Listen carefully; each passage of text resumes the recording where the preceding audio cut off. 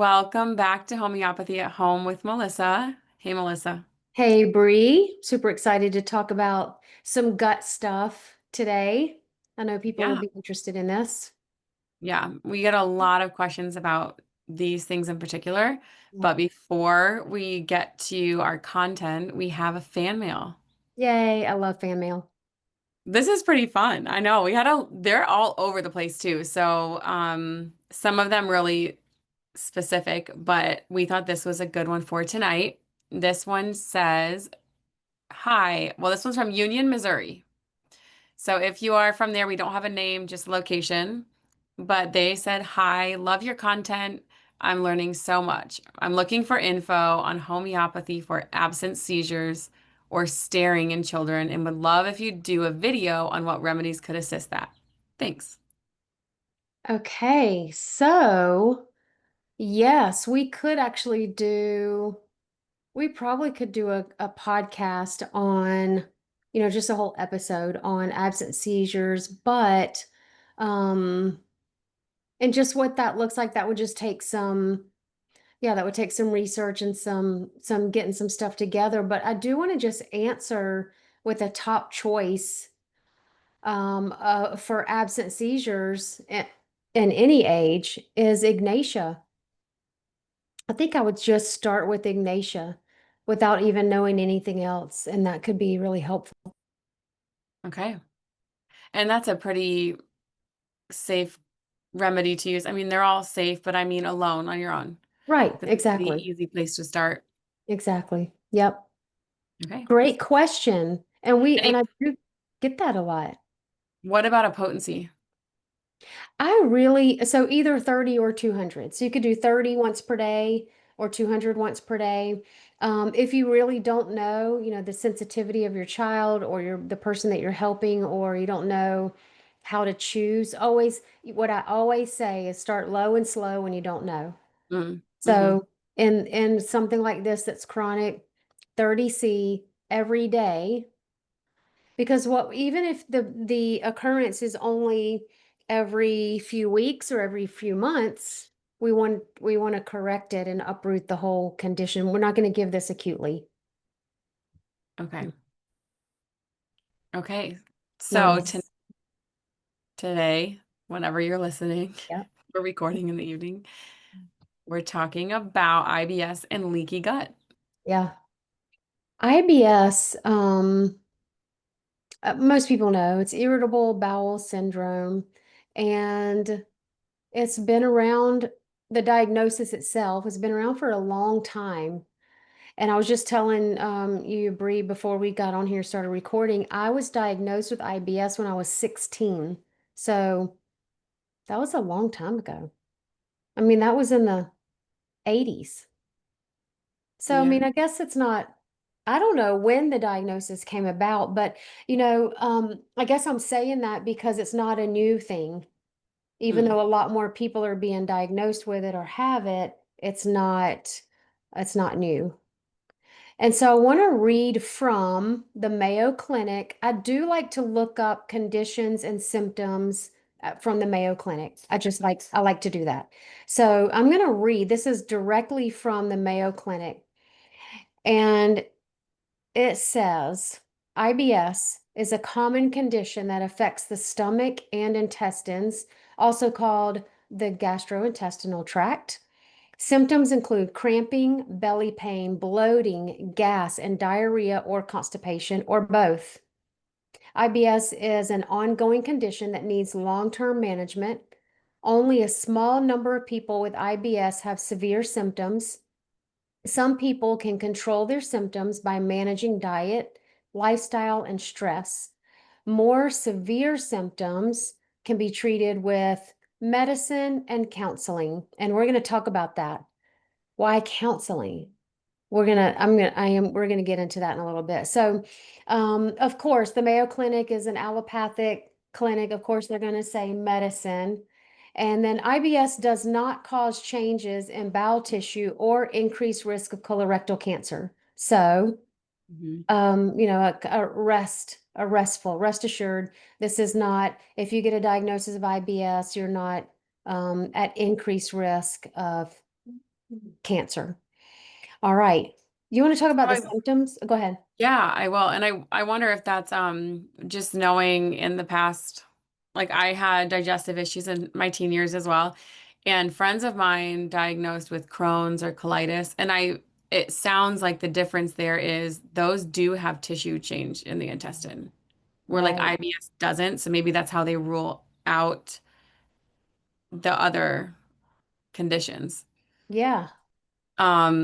Okay, so symptoms of IBS may vary, but are usually present for a long time, most commonly belly pain, cramping, bloating that's related to passing stool, changes in appearance of the stool, or how often that you are having a bowel movement. Other symptoms can also include feeling like it's an incomplete evacuation. I always think that's such a funny term when you are talking about going to the bathroom. Incomplete evacuation and increased gas or mucus in the stool. IBS is a functional disorder, which means that even though the digestive tract looks normal, it's not functioning as it should. Muscles in the intestines move food from your stomach to the rectum, and normally they're contracting and relaxing in a gentle rhythm that moves the food along. And for healthy guts, that's a predictable schedule. But with some people, the muscles spasm.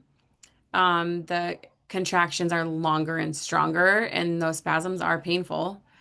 They disrupt the movement of food through the intestines. So if they slow it down, you're constipated. If they move too quickly, you get diarrhea. So it's not unusual for IBS people to alternate between both. Another cause of discomfort for people with IBS results from oversensitive nerve endings in the digestive tract.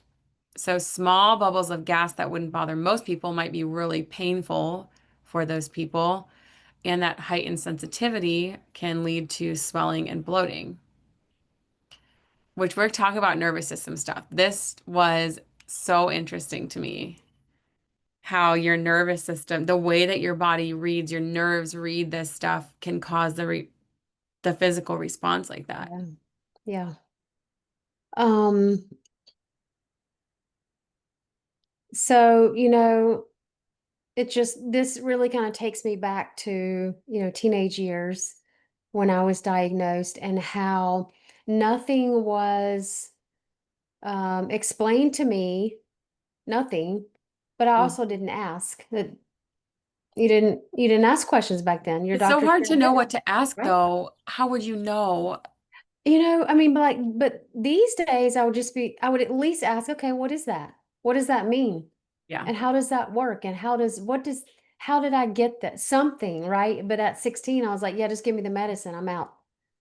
I just want Mhm. to feel better. Was But your Were your parents with you? Like, would they have thought to ask that? Or I guess if parents don't know, they wouldn't have thought to as ask soon them. as I start the difference between today's kids and me, as soon as I started driving, my parents were never with me. I went to the doctor by myself, the grocery store, work, like all the things. So no, I didn't. Yeah, that was I you. remember being in the doctor's office and him telling me, IBS, and I was Do like, you all right, just go home and say, Mom, I have IBS? And it's just, I guess. Or I okay. probably just went to the pharmacy and got my medicine and just Oh, took it. yeah. I mean, you Yeah, and know, you just don't talk about it. yeah. I don't Yeah. remember that part, but yeah, this is so interesting to me just knowing how it works and how you eat because we hear IBS all the time.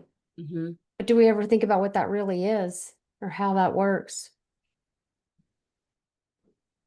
So, some things that can cause IBS um, are muscle contractions in the intestines, your nervous system, like you already said, severe infections, early life stress, and changes in the gut microbes. Um, Somewhere we're going to talk about the mental emotional. Okay, stress. That's so early Mhm. life stress. So people exposed to stressful events, especially in childhood, tend to have a more have tend to have more symptoms of IBS. So you consider this is a story that my mom has told me many times over the years that when my parents got divorced, I didn't show any emotion. I was just quiet, and they thought she's just fine. She took it fine. But now we know, yeah, probably not. There's no divorce that's easy on a child, right? And so that probably was my first earliest stressor. And then there's just life. Just being a teenager is so can be so stressful. I hear kids having stomach aches. You hear this kind of stuff a lot. And I very often will ask what's been going on in life because a lot of times kids do just cope. Our bodies are very smart. Our emotions are, it's just guarded, right? They survive. They just do what they got to do. And this stuff comes out, though, a different way. And if you think about the way your stress level can affect your nervous system, which is your regulator, right, of your body. So your emotions affect your nervous system. And if that's a big part of some people's IBS, that would make sense that it would present that way, And then now we know so much about the vagus nerve that we didn't right? Slippery know slope. before, I mean, this whole domino train right? we could follow. Yeah. So we don't get stressed out while we're learning about these things. No. Well, this is a perfect example. Well, there's a lot of them, but of why, and when we talk about leaky gut, same thing. These are topics that can throw you down some really deep rabbit holes of trying to find where did it start? Why? If it's Mhm. gut microbiomes, what do I take for that? What do I do to fix the etiology? And this is why I love homeopathy because we don't even have to know I say where, that every yes, day. they work. I say that every day. On the free 15-minute phone calls, most people are trying to figure out the etiology and what's wrong, what caused this and what's happening. I'm like, this is why I love homeopathy. I don't have to know. And for some people, that's like, what? I don't, Hmm. but I want to know. Okay. Yeah. I don't have to know. Right. If I can Well, and I address think that sometimes symptom, it can still treat the cool thing about the remedies is they are treating the root cause, even if we don't know what exactly exactly. that is. Exactly, but a lot of people just want to know anyway. Yeah, And yeah. I've settled in my mind, I don't have to know. If I can address that symptom and feel better and know that I'm getting to the root cause anyway. Mm-hmm. So this is why I don't know if I've ever had whatever, I don't know, Hmm. certain well, COVID. I don't know if I've ever had COVID, probably, but Yeah. I don't know because I never got tested and we're addressing the presenting symptoms. And very often I feel like I see the link as somebody physically gets well or we start remedies, the triggers or that where it comes from does start to become more apparent. True. Where instead of being disrupted all the time, they Mm, can clearly see, oh, it's when I had a really stressful exam coming up or mhm. a stressor, that seems to Yeah, trigger my IBS. Or, after a sickness, this lasts a really long time, 2 months, for 2 months, my stomach's upset. So I yeah. do think those things, as you move forward with remedies, it becomes clearer. Sometimes, not all the time. Sometimes it Mhm. just gets better. And then that's all. Yep. Okay. Sorry, I got Um, on a tangent there. I love it. No, I love it. The conversations, it's so helpful. Do you want to talk about the triggers? Sure, yeah. Triggers. So the symptoms of IBS can be triggered by many things. Some of them we've already talked about, but the couple primary ones are food. That the role of food allergies or intolerance in IBS is not fully understood. Sometimes a true food allergy, or I'm sorry, a true food allergy rarely causes IBS. But many people do have worse symptoms when they eat certain foods or drink certain things.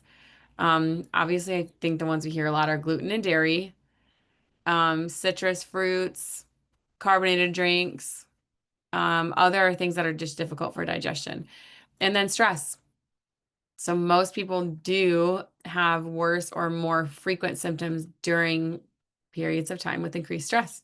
So I thought this is all interesting because it is functional and they don't know what causes it. The stress might make symptoms worse, but doesn't always cause the symptoms, if that makes sense. Like they're there anyway, but they're worse when you're stressed. Yeah. You're more likely to suffer from IBS if you're under 50, a female, and have a family history or mental health issues. Yep. So that mental health piece is going to be a common and a really, I guess I could say, strong theme throughout these remedies that we're going to talk about. Mm. These remedies that are big for IBS have big mental emotional pictures. And so we know in homeopathy that homeopathy shines in the mental emotional Mm. piece of your health. Mental emotional conditions is my favorite kind of case to work on. And not because it's easy, but because it's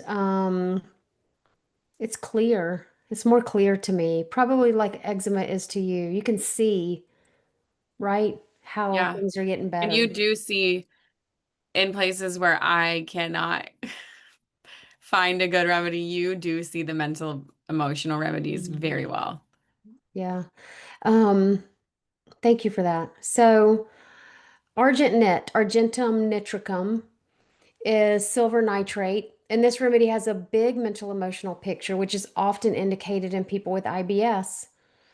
So it has a lot of anxiety, anticipation, fears, and trembling.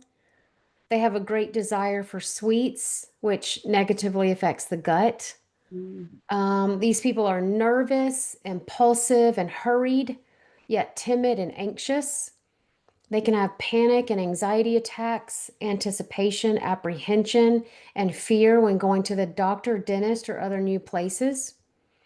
Argentum nitricum modalities are worse at night, worse for sugar, worse on the left side, worse before and during menses, better from open, fresh air, better for cold air and cold baths, better for motion. And then the gut health issues of Argentum nitricum include diarrhea from emotions or anticipation and after any emotion with flatulence, nervous diarrhea after sugar, constipation alternating with diarrhea, belching, flatulence, painful swelling of the stomach, and enormous distension. Alter, Alteration with radiating pain, nausea, retching, vomiting, and violent colicky pains. And their stools might have a shredded appearance with mucus, turning green like chopped spinach, watery, and very offensive. So that's Argentum nitricum, silver nitrate. I think that's going to be one of the top choices, especially when the mental emotional fits. That was going to be my next question was as we talk through these remedies, did you put them in order of how you would rank them, or are they just in any order? Actually, I didn't mean to, but it looks like yes, they are in Okay. order. So do you want to talk about Ignatia? Sure. Okay. Ignatia Amara, one of my favorite remedies, and we mentioned it in the beginning. It can do a lot of things, but specifically for IBS, just like Argentum Nitricum, has a big mental emotional picture, which I think you're going to see when taking care of IBS, that sounds like it's a huge element of it, of treatment. Um, Ignatia is the queen of worry. These people worry themselves into IBS, their symptoms. They can have suppressed or deep grief, sobbing, sadness, sighing often, emotional shock and disappointment, disorders of the mind. They may be really unhappy people and who can't sleep. They are worse for consolation, very oversensitive and nervous, constantly frustrated, quarrelsome. They're internally conflicted, very highly emotional and moody. So joking, they'll go from having a great time joking, laughing to changing and being sad and tearful. Ignatia has OCD, the fear of being hurt and disappointed. They're very idealistic, sentimental, and romantic. They might be jealous from disappointing love, or homesick. Ignatia, physically, the abdomen may have spasms and cramps with flatulence and colic, worse at night, worse for coffee and sweets, fullness of their abdomen and distension, causing an inability to breathe. And that might not be literally can't breathe, but I have heard that where they like can't take a breath or they feel like they can't. The gut picture of Ignatia includes constipation, diarrhea alternating with constipation, painful constriction of the anus after stool, hemorrhoids, sinking feeling in the stomach or an empty feeling, or trembling in the stomach. There will be flatulence, hunger with nausea, regurgitation of food, and the stools can look like they have all kinds of colors and mucus. They can also be large and soft but pass with difficulty. So some overlap there, but there's some other specific ones there that Yeah. you should be able to differentiate well. Hmm. Yeah. I think it's the I think it's the worry. Did Argent have a lot of worry? They had a lot of fears. Yeah, Argent had a lot of anticipation. Anticipation. Yeah. And then Ignatia has a lot of worry. And OCD the is Argent worry. had like that hurried, like I picture somebody who's like Yeah. internally like humming. Like they're worried about what's gonna come, not worried, but like fearful of what's gonna Yeah. come. Yeah. Nervous people. And then Ignatia is like worry and Yeah. kind of OCD. Eeyore-ish. Huh? Eeyore, it reminds me of Eeyore. I know there are other remedies that can be Eeyore, but Ignatia sounds kind of like Eeyore from Winnie the Pooh. Eeyore. I was like, what is she saying? The word wasn't competing. You know the little Yeah. dog, he's so Yeah. sad. Eeyore. He's like, Yeah. everything's Sighing gonna be and back. yeah, Yeah. everything. Yeah. Mm-hmm. Mm-hmm. Yeah, I love Ignatia. And I love Lycopodium.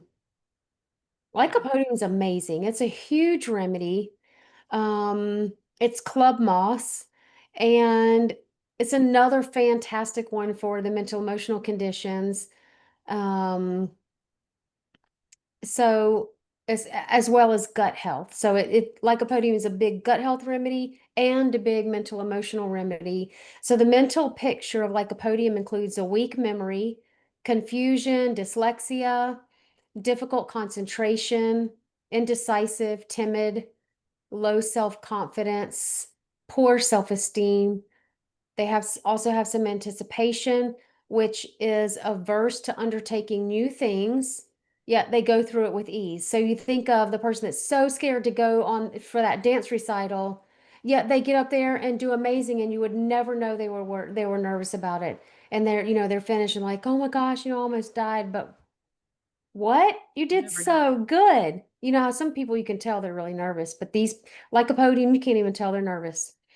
Um, they can have great anxiety in the pit of the stomach, anxiety inside of their house. So they might feel more anxious in their home. Um, they might feel more anxious with company during stormy weather while walking in the open air. They can have panic attacks with fear of failure, public speaking, and stage fright. They have a fear of being alone. They can awake irritable and angry, sad and anxious, and they can be domineering and have a love for power. So the gut health picture of lycopodium includes bloating, food allergies, flatulence, full and bloated immediately after eating. I hear this all the time. Mhm. Right when they finish eating, they're so full and bloated. When that happens to me, which is very rare anymore, I still will take lycopodium only as needed. So I used to need lycopodium regularly, but now on the rare occasion that I get bloated, I'll just take a one dose of lycopodium. And so this is where we're getting to in our homeopathy journey, in our health journey, is you get to where you don't need um, a remedy on a schedule, but you get you to where you just take a remedy when you have a symptom that you need or want to take care of. Okay, remind me to circle back to that when you finish Lycopodium because I want your thoughts on that. The chronically moving from like regularly scheduled chronics to here and there. Okay. Okay. Okay. Um, oh, okay. So, yes, diabetes, weak liver, and poor digestion, liver painful to pressure and spots, jaundice with flatulence, violent gallstone colic. Stools can be hard and difficult, small and incomplete. They can be pale, putrid, thin, and brown. They can be mixed with hard lumps. That's lycopodium. And I love, love, love, love, love, love lycopodium 30 or 200 are Yep. great choices. I mean, There's you I could, love of course, Lycopodium. of course, you could go 6C or 12C. Of course, you definitely can. I don't usually. I go 30 or 200. So, what were you going to say? Okay. Yeah, my question. This is just like a philosophical maybe or whatever, just good discussion. Um, I've been thinking through how you were saying you use this here and there when you need it. And you and I have talked about this before, where this is how my mind thinks through. If homeopathy uproots conditions, it can be curative, and you're no longer dealing with a condition. And so, like, just talking through that and why people may still need this remedy right here and there if you're supposed to be cured, in my mind, thinks through this as you go from having a condition, right? Where, like, we've talked a lot about how a healthy body is not never symptomatic, but that's having a symptom present does not mean you have a chronic condition. And so we don't need remedies to fix every tiny little thing. But when our body is stuck in a cycle that creates these conditions, the remedies help break out and move through it all the way to the end. Am I understanding that correctly, where remedies uproot that cyclical condition, but that doesn't mean you may never have that symptom present again for the rest of your life? I agree with that. Okay. So, when on the rare occasion that I do get bloated, it's because I chose to eat something that I don't normally eat or too much, Right. Which right? makes sense, right? Like your body, Yeah. even a It's like, healthy whoa. body doesn't like those things. And Mhm. so let's say you didn't take a remedy, your body would move through and feel better in a day. Maybe I don't know that it would be more than a day, but it's more comfortable if you take a remedy, Right. So right? if Like I it's get, faster. yeah, if I take lycopodium, it's minutes and I feel better. I'm like, whew, okay. Yeah. So, um, and bloating can be really uncomfortable, really, especially if you're out somewhere, you're not even at home where you can just unbutton Yeah. your pants. Yeah, amen. And it can be Seriously. so uncomfortable. Floating's the So worst. I'm looking, I'm taking it for comfort, but also at the same time, it is strengthening that system. So, when I say ate something that I don't normally eat, I think you all know I don't completely agree with cutting out whole food groups, but I think all of this is why I don't guide people on nutrition because I think everybody's so different. Everybody is so different, or at least somewhat different, different enough that while I might be able to eat tomatoes, you are okay, let's just take do you know what I figured out, Bree? From the guacamole from the retreat? It was left over. It was 2 or 3 days old. The histamine. It was the histamine. I know that. I just figured that out. So me and Grace made fresh guacamole. And remember I was saying, I don't know, sometimes avocado makes my stomach hurt and sometimes it doesn't. It was left over, Okay. Okay. right? So I I took a mean, remedy I don't and I eat felt better. leftover guacamole because it's brown. So that was not brown. No, it wasn't brown. It was No, brown? No, it wasn't brown. no, it wasn't. It No, tasted but it was still a couple days old. okay. Yeah. Okay, we're gonna have to come back to this because I want to talk about this more. Histamine. Gut Next issue. podcast, we're gonna do histamine Histamine. response. Yeah, Well, MCAS. So we're going to talk about mast cell we are gonna activation talk about that. syndrome. Yeah. And so that's histamine. All right. Okay. So that's the point though, right? Because four of us could sit there at the retreat and eat guacamole, and only one of us gets a stomach ache. Hmm. And it's not because I'm allergic to guacamole or avocado. It was there was something about that, right? And I think it was the histamine that my body just didn't agree with at that moment or deal with well. And so you take a remedy, right? So I don't have a condition. I don't have mast cell activation syndrome, you Well, know? and I still stand by my own whatever I am, not like an amateur researcher, but just my observations of people. And I do think different people under stress or presented with a different scenario respond. They have like a way that their body communicates that. Some people it's on their skin right away. Some people it's in their gut right away.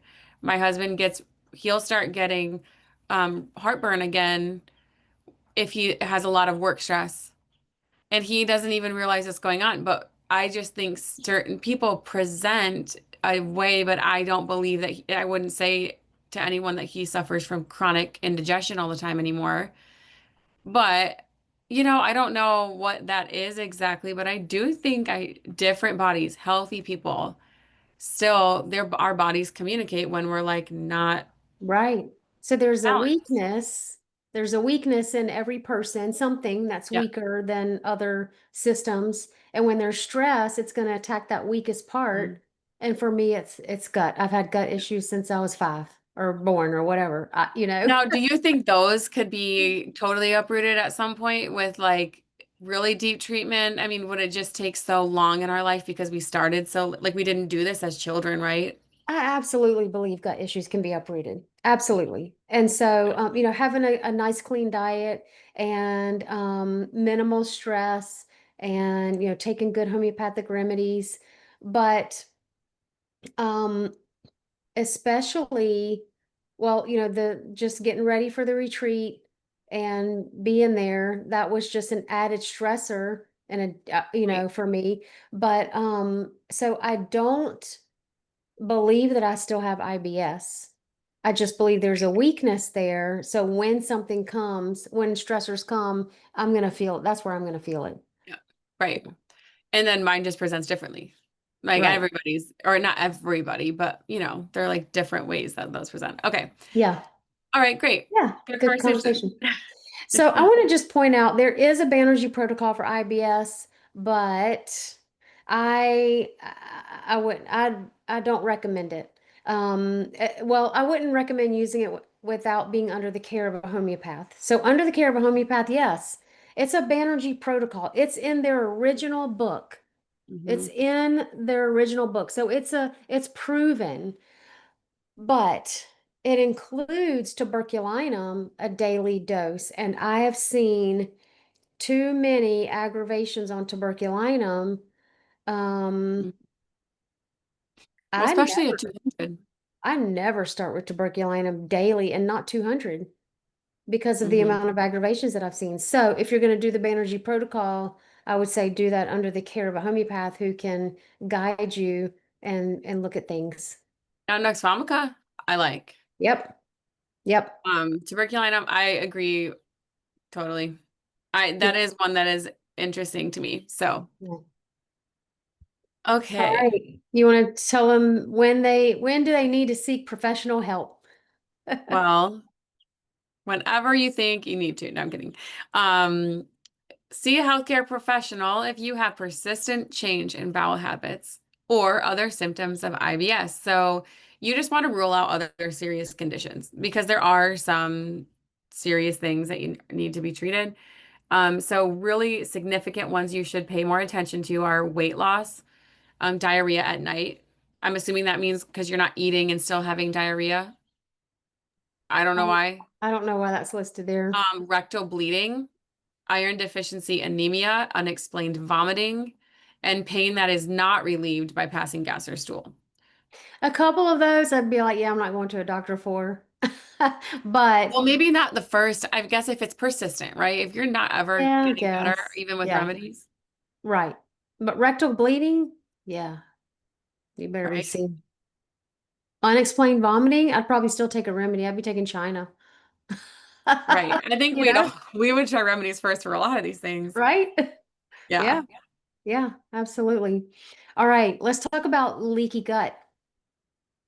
So, the information that I grabbed about leaky gut and what it is, I got from Dr. Josh Axe, his website, and because I really like his information. Do you want to, um, Read about what leaky gut is. yeah, tell us what leaky gut is. Okay. So this is again Dr. Josh Axe. He says leaky gut syndrome is considered a hypothetical health condition and currently has yet to be formally recognized as a medical diagnosis. However, the concept of increased intestinal permeability, aka leaky gut, that occurs in some gastrointestinal diseases is gaining renewed attention from both the medical and natural health community. Many people exhibit poor diet choices, chronic stress, toxic overload, and bacterial imbalance, which are also considered triggers for leaky gut. Um, why should it concern you? Studies recently have considered leaky gut a quote unquote danger signal for autoimmune disease. What happens if you have it? Do you want me to keep going? Okay. Um, the intestines are protected by a single layer of specialized epithelial cells that are linked together by tight junction proteins. So you might want to go back and listen to that again. Just rewind me 10 seconds. There's a lining. I remember reading about this like years ago, like what in the world am I saying? So there's a lining that's really tightly linked together. These cells that are tight and they're creating a barrier. This is now back quoting Dr. Axe, as one 2020 review explains, leaky gut symptoms are a consequence of intestinal tight junction malfunction. So they're not holding tight together. I'm So adding some of it's, my words in here, so just know that I'm not quoting him all directly. yeah, so it's literally leaky.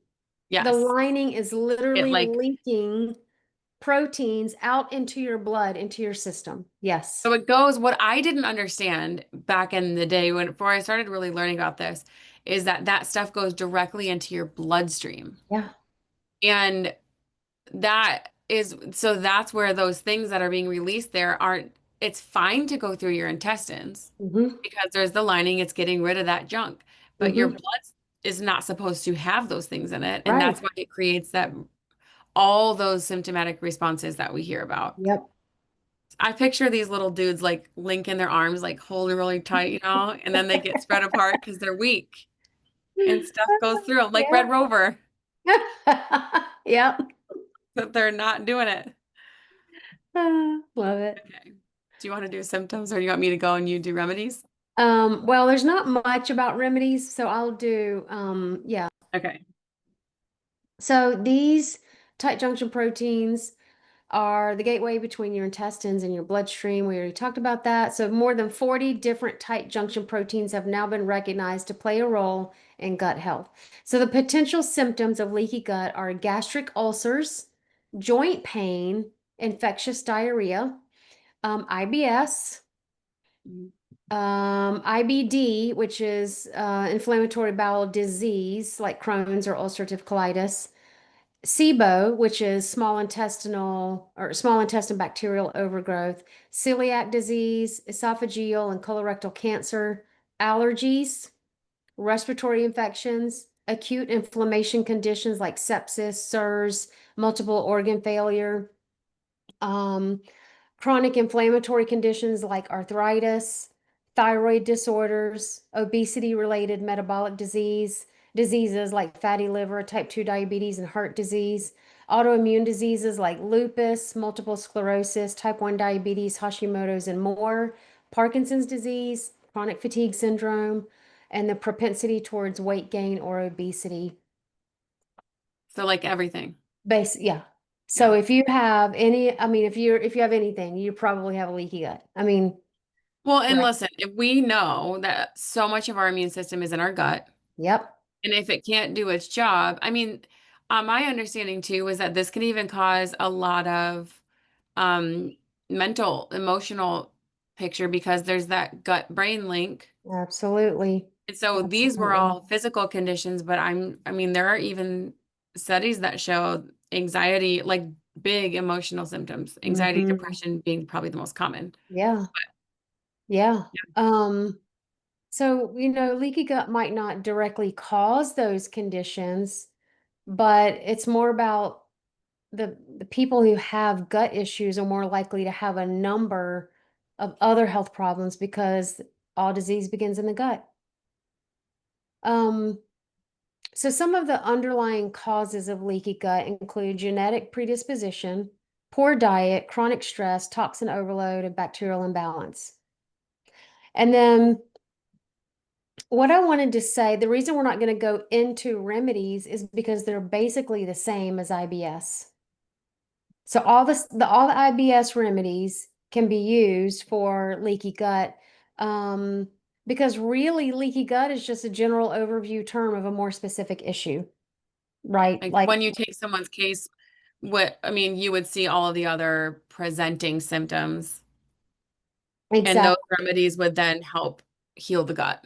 exactly. If somebody comes to me and says I have leaky gut, that means zero to me, nothing. I What are need your to know, symptoms? right? Yeah. What are Okay. your symptoms? Because obviously 10 people could come with leaky gut and have 10 Yeah. different symptoms presenting. So we're going to use the remedies that match. And so it's still going to be a lot of the gut and health and mental emotional remedies like in IBS, but there are some more great gut remedies to consider and this is where you'll write down these remedies and read them in your materia medica and decide if it's right for you. So Nux vomica, China, Arsenicum album, Chelidonium, Sepia, Carboveg, and Bovista. And so, in addition to the IBS ones that we already talked about. So, what we're going to do is teach a full course on IBS, IBD, IBC, leaky gut, other gut issues. And we're going to teach in that course the potencies, how often to use it, how to dose it, case taking, case management. And so we're going to go into a lot of detail in that course. So if you're subscribed to emails, you'll get notified when that course is released. And that's all we have for IBS and leaky gut, but that's a lot. It's a lot of good stuff. Yeah. Get it in your notes. Thank you for always listening. Thank you guys for coming for the fan mail. Yes. You know what I meant to say? If you want to write us some fan mail to read, there's a link Yeah. I think in the description or under the title somewhere in this podcast episode. It's not on the YouTube channel, it's in the podcast episode on the podcast player or platform that you're listening. And there's a link that says, it might say, send me a text or text. I can't remember what it says. Text Melissa. Here, I can look at it. But you'll find it. And no, I can't look at it right now because that'll take too much. So you'll find it. Click the link, send your message, and we'll read it in a future podcast. Thanks for listening.